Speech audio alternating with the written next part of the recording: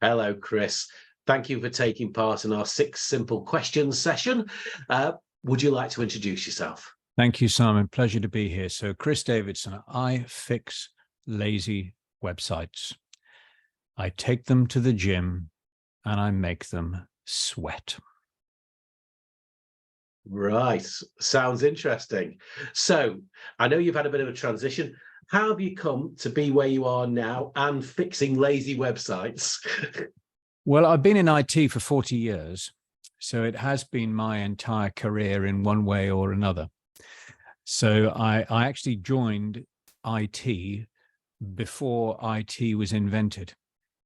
Amazingly, I was there when the term information technology was created. To this day, I remember a conversation with Dad many moons ago, in which he said, what's this new term, information technology, son? What's going on? Why can't you just call it computing? Because in those days, it was either called computing, the computing department, or it was called data processing, DP. Remember that term? And companies would have DP managers, the data processing manager. The term information technology didn't exist.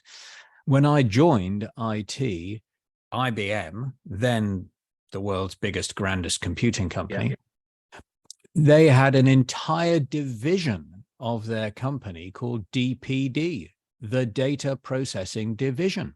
IT just, as a concept, IT didn't exist. So that was quite interesting, really. So I've seen that whole industry being born, developing, changing, and it's been quite remarkable. But in one way or another, over that time, I've always been interested in helping people communicate what it is that they do for a living and communicate it better using technology. That's always been my interest. And it transitioned into the idea of fixing lazy websites. I started moving in that direction actually quite some time ago, about 2015. Right. About 2015, I really started noticing that SMEs in particular were having a great deal of difficulty with their websites. Bigger companies, generally speaking, had it sorted. They had complete IT departments with the skills they needed and the investment behind it. SMEs were beginning to struggle. And that was back in 2015. 2017, I announced the Worldwide Digital Footprint Survey. I started really investigating this, and I analyzed thousands of websites a year for more than 5 years. So I really got to understand what was going on in the marketplace. And then, that just snowballed from one thing to another, to books, to websites, to the concept of, okay, let's fix lazy websites, and that brought me full circle to where I am now. Great. Well, thank you for that. Now, at the Business Network, we like to ask a personal question. So this is about you. What do you do in your spare time? Karate. Right. I hold a black belt in Goju-Ryu karate, and with my other half, we both enjoy Sarok dancing. Sarok is a kind of a modern French jive, really. Those are the two things that we do with our time. Great. I was going to ask you what the color of your belt was, so you answered that for me. Now, we always ask our members, do you listen to any podcasts? Are there any you would like to recommend? Podcasts are, I'm more a book reader, to be honest, than a podcast listener. I'm not quite sure where people get time to listen to podcasts, to be absolutely honest.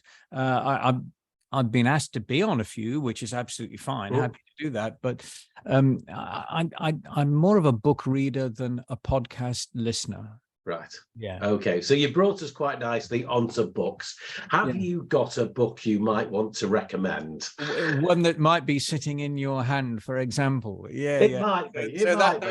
that's one of my books, Simon. That's very gracious Yes. of you. So yes, I'm writing a collection of books called the Website Wisdom Collection, and you've Yep. got the first one there, which is, why your website doesn't Yep. work.